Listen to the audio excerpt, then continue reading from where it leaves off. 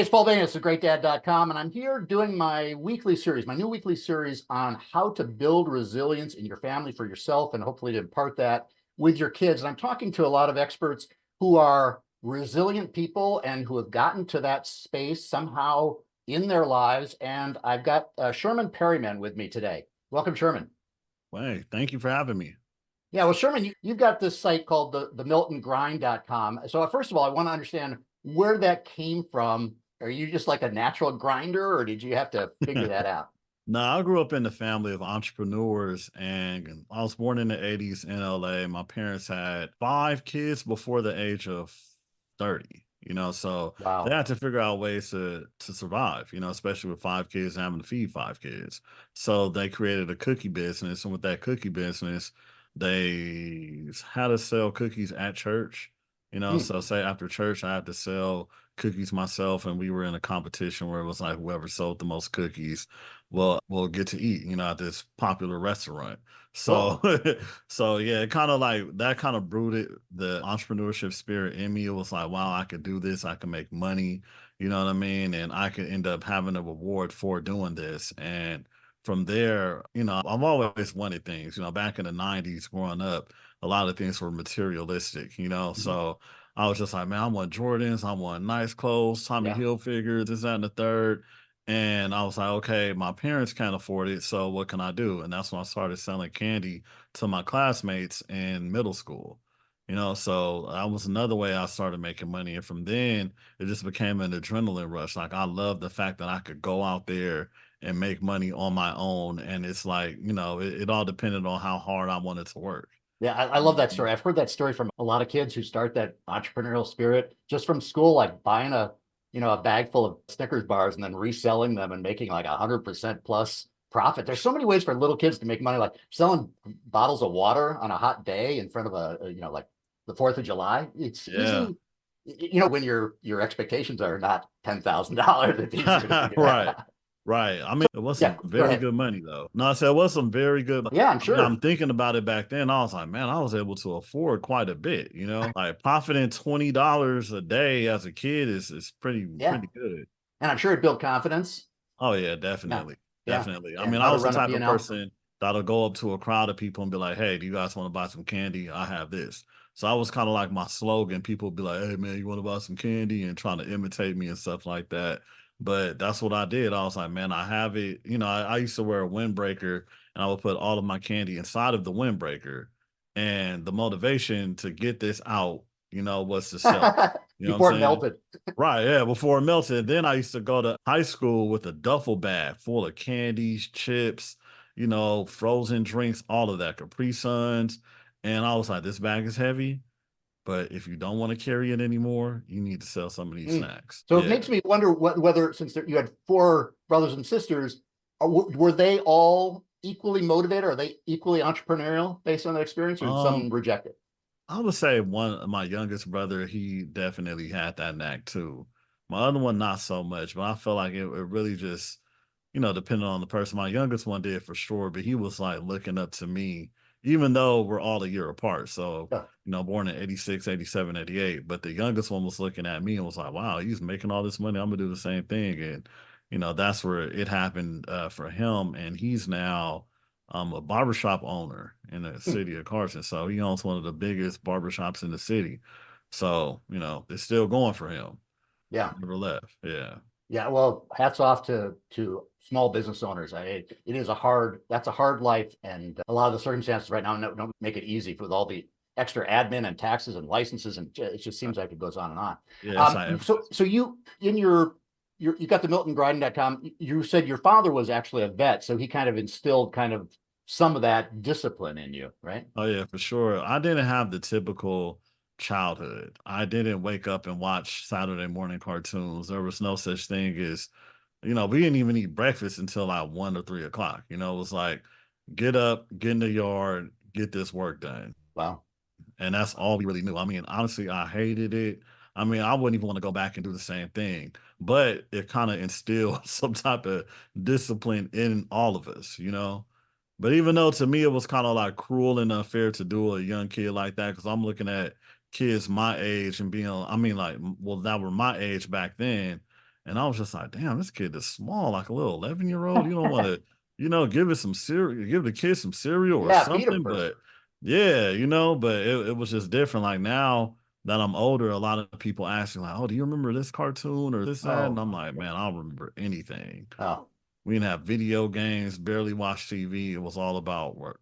So yeah, you've got four kids of your own, and Yeah. you had this experience that I would imagine you don't want to repeat for your own kids. A lot of people say this, they went through the crucible, they had the difficult times, and they give it credit for they made me who I am, but they don't want to do that. They don't want to use Yeah. that route.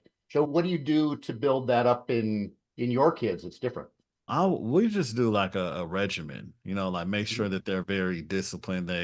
Okay, come, like as soon as they get home, all right, take a bath. You're gonna take a bath before you eat. If you want to eat, take a bath, put on your pajamas, and let's go. Yeah. Okay, cool. Now 7:30, all go to bed. Like discipline with their homework, discipline in school. I feel like there's a lot of different ways you could discipline your child for things that could actually like help them. If you want to play these video games, which is now restricted for the weekends only, you have to make sure that you not hit these things. You know what I mean? But for us, it was more so like only suffering, like there Yeah. wasn't no like real reward system Yeah. intact, for like say for school or anything like that. But I feel like like for me, I'm using school. I'm using, if your teacher said that you did good, you know what I mean? And that's more so what I'm focused on. It's like academics, performance, you being a good listener, you're not giving anybody any problems. That more so matters to me more so than wake up, clean up, do this, do that. You know what I mean? Yeah. But I Yeah. like what you said about the schedules, not so much, hard knocks, but more we do this at this certain time, we do this at this certain time. And that becomes because kids love structure. I mean, as much as Yeah. sometimes they rebel against structure, they like to Mhm. know what's expected. And when you impart that kind of like, this is the way we do it, this is the Yeah. habit, it seems less difficult than if you're telling them, well, I've never asked you this before and you're 13, but could you take out the garbage, please? That doesn't usually work that well if you've waited for a long time. Yeah, I mean, sometimes I'll ask them to do things like that too. Yeah. I pick up your clothes in the bathroom, put them up. Oh, what? Oh, you're giving me trouble? Okay, no ice cream for you. Oh, okay, I'll do it. I'll do it. When you make everything that you give them a reward, it motivates them and incentivizes them to keep doing. Yeah. No surprise for you. Okay, we're not going anywhere. You're not going to the party because that's almost a reward for them. So it's like if you keep doing good, you're gonna be rewarded. So that's how I'll tie that in. So how does it work? Are they in general, do you have to use the stick quite a bit, or is it usually they just know kind of, I've got to go I feel along? like a threat is almost enough. Sometimes you do, because it's You like appear to me to be a real softie. I can't see you saying, don't go to you can't go to the party because you didn't pick up your clothes. No, no, I will. I mean, it does sound good to be soft like that, but when you really like instill that discipline and consequences, in them, they kind of know how life really works. It's like if Mhm. you do certain things, this is what's gonna happen. Yeah. And I've done that plenty of times. Like my oldest daughter, she didn't want to listen to me when I told her about swimming and, trying to teach her how to swim. She was scared, screaming, all of these different things. And I took her cell phone away from her because she didn't listen to me. Mhm. And she was mad. And I was like, if you want your cell phone back, watch these videos on YouTube and, learn how to swim. And the next day, she learned how to swim and she's hopping in the pool. She's like, look, I could do it by myself. And I'm like, this is what I had to do to break her mentality a little bit so she could see the good in what I'm trying to tell her. You know what I Yeah. mean? Yeah. It's always, It yeah. was harsh. She told her mom, all kind of stuff. But it's like, nah, I have to do this. This is for the Yeah. greater good for you. Yeah, it's a delicate dance. So getting to the crux of this section, what do you have a tip for men who are trying to develop resilience that they want to impart also to their kids? I would say you have to think with the end goal in mind. Hmm. Like, it's like think about how you want your kids to be. You want them to be great citizens, honest, hard workers. You want them to have a family one day. You want them to raise their family right one day. You want to leave behind a good legacy. I put something up on Facebook today that was like, the way I know that I've been a successful father to my daughter is if someone marries my daughter and takes her hand. You know what I'm Yeah. saying? Like, that's how I know I did good. And people are like, what? Well, you don't know. But I'm like, that's what I'm trying to raise, like that's what I want. And so that's what keeps me resilient. It's like she has to know how to cook, clean up, and my sons do, Yeah. too, because they are going to raise a family one day. Yeah. So Yeah. they have to know these certain things. So you have to be like on that, because some people are like, oh, well, your kid could just do whatever they decide to. No, none of us could do whatever we decide to do, that's not productive for us. And because if so, we're going to deal with the consequences, Right. like you can't be an adult and say, oh, I don't feel like doing, or I don't want to do. I mean, you can, but you're not going to end up having a good life. Like you have to have some type of discipline put in place. And I feel like that all comes from how you raise your children, Yeah. yourself. Well, it's interesting. I wonder if this little extra bonus episode we're going to do this week is always going to come up with the same conclusion, because I already heard this similar thing from other dads, is knowing your why, knowing your purpose, knowing what you want, and having defined that, rather than just, every day is a new adventure and we'll see how we handle it. Yeah. So it sounds like you've got that kind of dialed in. I love the part about values and understanding the values that you want to impart on your kids. Did you make a conscious effort to write down those values? I mean, you said them pretty quickly, so I imagine you thought about this.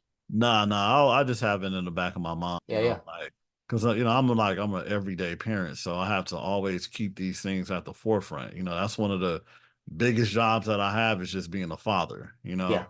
Yeah, because Yeah. it'll hurt me more. And then another thing when it comes to being resilient is that it'll hurt me more seeing my kids have a tough or hard life more than anything.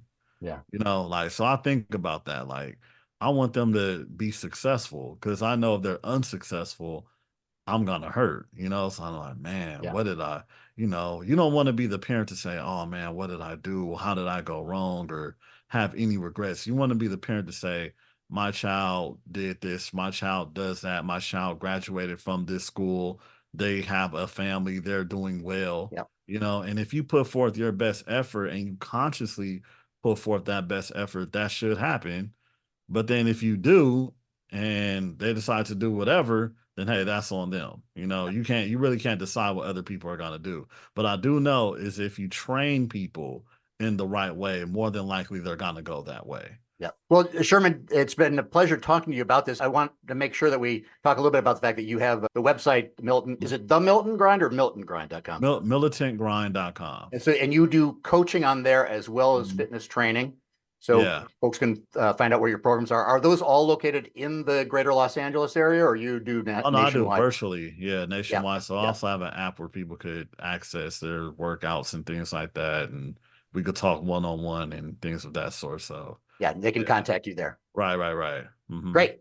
Okay, Sherman Perryman, my good guest today, talking about resilience. I really appreciate the time and the tips. And everybody have a great day. Take care. Thank you.